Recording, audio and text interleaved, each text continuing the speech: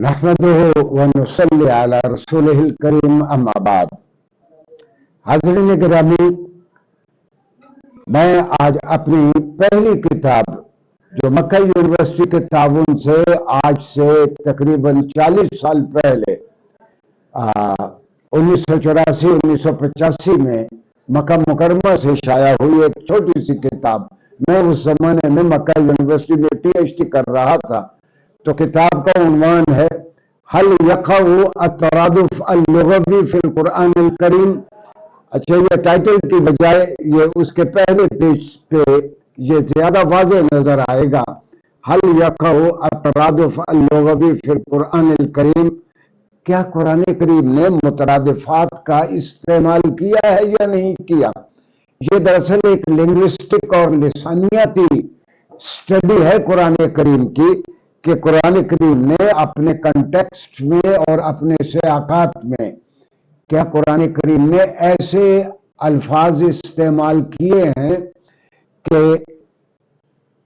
दो लफ्जों का एक ही माना हो, या कुरान ने मुतरादिफात इस्तेमाल नहीं किए और हर लफ्ज का अपना अपना अलग अलग माना है। हम गैर मुहतात इस्तेमाल में या आम बोलचाल में करीबुल माना अल्फाज को बिल उमूम हम मुतरादिफ कह देते हैं। अंग्रेजी में मुतरादिफ को साइनोनिम कहा जाता है, साइनोनिम। उर्दू में बेशुमार साइनोनिम बच्चों को हम पढ़ाते हैं। लहवुल आप, मुस्तकर व मकाम, नबी व रसूल, लोग बड़ी व नसीर, लोग समझते हैं कि ये हम माना है, लेकिन हकीकत यह है कि कुरान करीम ने जितने अल्फाज इस्तेमाल किए उनका अलग अलग माना है। और खास तौर पर, और इसी तरह अफ़आल में भी मिसाल के तौर पर उर्दू में तर्जुमा किया जाता है अल्फैना, हमने पाया, वजदना, हमने पाया, और फद्दलना व आफरना, ये अलग अलग फेल हैं, इनके मानी भी मुख्तलिफ है। वो बहुत मामूली सा भी फर्क हो, लेकिन कुरान करीम ने मानी को इस अंदाज में इस्तेमाल किया कि जो लफ्ज जहां मुनासिब था कुरान ने वही इस्तेमाल किया। और कुरान से बड़ी बलागत की कोई और मिसाल अरबी जुबान में नहीं है। कुरान अरबी की पहली किताब है, सबसे जामे किताब है, और अभी तक अरबी में मेयार सिर्फ कुरान करीम है। कुरान से बेहतर अदब हो नहीं सकता। नज़रीन गिरामी, आज हम जायजा लेंगे कि कुरान करीम ने मुतरादिफात का इस्तेमाल नहीं किया, और कुरान करीम ने जो लफ्ज इस्तेमाल किया है उसका एक अपना अलग और माना है। खास तौर पर दो अल्फाज का हम खुसूसी तौर पर जायजा लेंगे। एक तो जोड़ा होगा मुतरादिफ, जिनको करीबुल माना अल्फाज को मुतरादिफ कहा गया, रैब व शक। आपने देखा कि कुरान करीम में जहां भी रैब इस्तेमाल हुआ है, उर्दू तर्जुमा करने वालों ने उसका तर्जुमा शक ही किया है। इन दोनों के माबैन जो डिफरेंसेस और जो फरूक है वो भी मैं अर्ज करूंगा। और इसी तरह कुरान करीम में दो फेल, जा, इसका माना भी वो एक आया, अता, वो इसका माना भी वो एक आया। हालांकि जा और अता के अलग अलग मानी हैं जो हम वाजे करेंगे इंशाअल्लाह। लेकिन इससे पहले एक मैं बात अर्ज कर दूं कि ये कानून फितरत है कि वक्त के साथ साथ अल्फाज अपने मानी बदल लेते हैं। वक्त के साथ साथ चलते चलते सदियों के सफर में बहुत सारे अल्फाज जिनका किसी जमाने में माना अलग अलग था, वो हम माना समझे जाते हैं। यानी मिसाल के तौर पर मैं एक मिसाल देता हूं अंग्रेजी से बच्चों को समझाने के लिए। Nice, nice, NICE, nice. आज अंग्रेजी में इसका बहुत अच्छा और सुलझा हुआ माना है।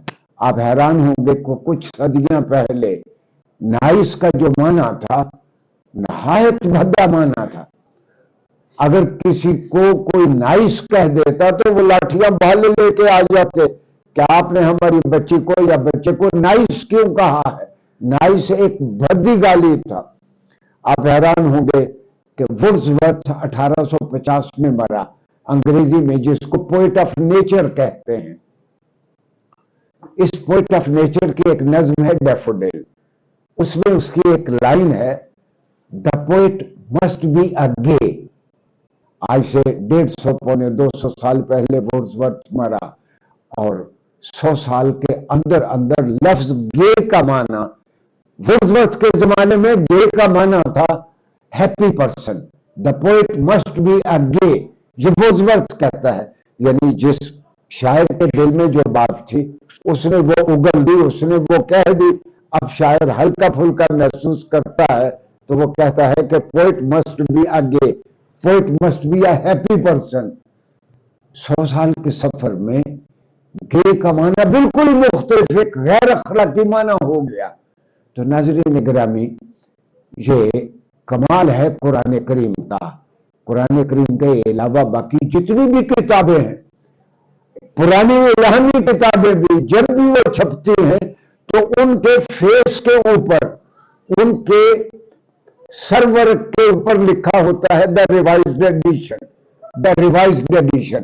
مثال کے طور پر آج آپ کہیں کی بھی چھپی ہوئی بائبل اٹھا کے دیکھ لیں، بائبل کے اوپر لکھا ہوگا دا ریوائزڈ ایڈیشن، اور اس کے اندر دیکھیں تو انہوں نے جیکسٹا پوزیشن میں بہت سارے الفاظ دیے ہوں گے کہ پچھلے ایڈیشن میں یہ لفظ تھا اور اب اس لفظ نے اپنے معنی بدل لیے ہیں، اب اس لفظ کی جگہ ہم نے یہ لفظ رکھ دیا ہے تاکہ پرانا معنی بحال رہے.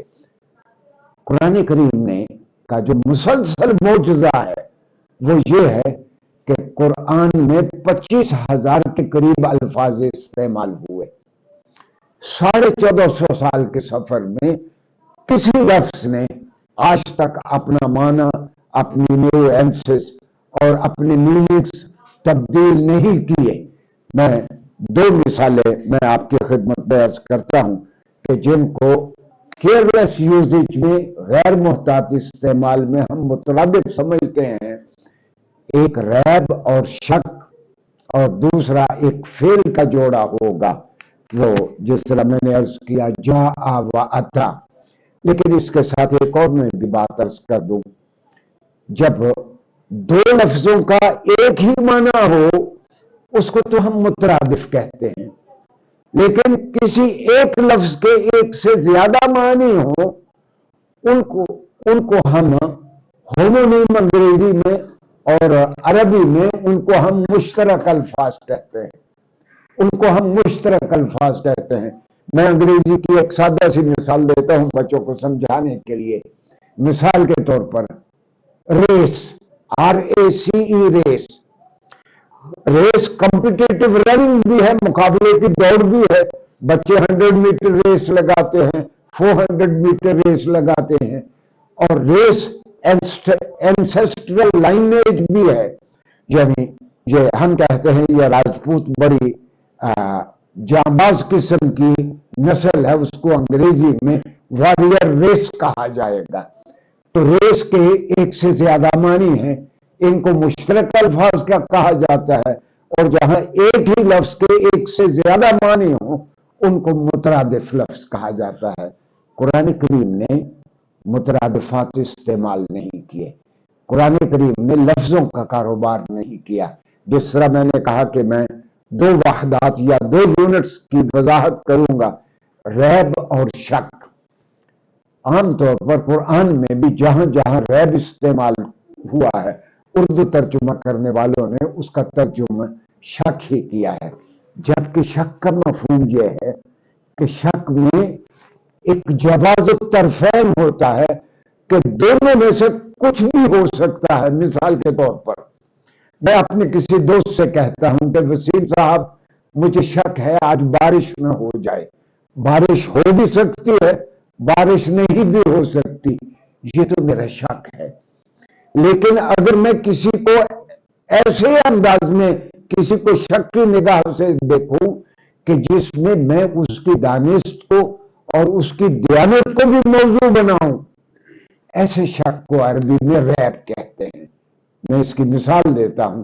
مثال کے طور پر میں اپنے دوست سے کہتا ہوں فلاں کے بارے میں مجھے شک ہے کہ وہ بے ایمان ہو گیا ہے، اس نے میرا 5 لاکھ روپیہ یا 10 لاکھ روپیہ واپس نہیں کرنا.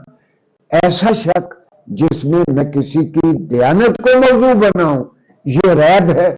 اور ایسا شک جس میں جواز الطرفین ہو، either of the two can happen، دو امکانات ہیں، دونوں میں سے کچھ بھی ہو سکتا ہے، اس کو ہم شک کہیں گے. اور جو میں نے فعل عرض کیا کہ مثال کے طور پر جا کے معنی بھی آیا، اتا کے معنی بھی آیا. لغویوں میں لکھا ہے کہ جہاں ذہنی، مکانی، نفسیاتی، نظریاتی قربت ہو وہاں جا کا فعل استعمال ہوتا ہے. وہاں جا کا فعل استعمال ہوتا ہے. اور جہاں نفسیاتی، مکانی، زمانی، ہر قسم کا نظریاتی بود ہو وہاں عطا کا فعل استعمال ہوتا ہے. میں قرآن سے اس کی ایک مثال دیتا ہوں. مثال کے طور پر حضرت ابراہیم اپنے مشرک باپ سے کہتے ہیں، حضرت ابراہیم علیہ السلام اللہ کے نبی ہیں، اور اللہ کے نبی کا اللہ کے ساتھ جو تعلق ہے وہ بہت واضح ہے. وہ اپنے مشرک باپ کو سیدنا ابراہیم علیہ السلام کہتے ہیں جاءنی من العلم، اے ابا میرے پاس جو علم آیا ہے، ما لم یأتک. مشرک کی کیا نسبت ہے اللہ کے ساتھ؟ ابا وہ آپ کے پاس وہ علم نہیں آیا. جب ایک نبی اور اللہ کے باہم تعلق ہے وہاں جا کا فعل ہے. جہاں ایک مشرک کا اور اللہ کے مابین معاملے کی بات ہے وہاں عطا کا فعل آیا ہے. تو قرآن کریم نے افعال میں اور اپنے مفردات یعنی الفاظ میں کوئی مترادف استعمال نہیں کیے. تو اس چھوٹی سی کتاب میں ہم نے اس کا جائزہ لیا اور اس کو عالم عرب میں بہت سراہا گیا کہ حل یقع الترادف اللغوی فی القرآن الکریم، کیا قرآن کریم نے مترادفات استعمال کیے یا نہیں کیے. تو ہم اس نتیجے پہ پہنچے اور بہت سارے قرآن کے اسکالرز بھی اس کی تائید کرتے ہیں کہ قرآن نے مترادفات استعمال نہیں کیے. جہاں جہاں قرآن نے کوئی لفظ استعمال کیا ہے اس کے اپنے الگ معنی ہیں جو اس کے قریب المعنی کسی دوسرے لفظ کے وہ معنی نہیں ہیں. میں پھر ایک بار یاد دلا دوں کہ غیر محتاط استعمال میں ہم بالعموم قریب المعنی نیئر میننگز کو ہم مترادف کہہ دیتے ہیں، جبکہ قرآن کریم نے مترادفات استعمال نہیں کیے. شکریہ جی.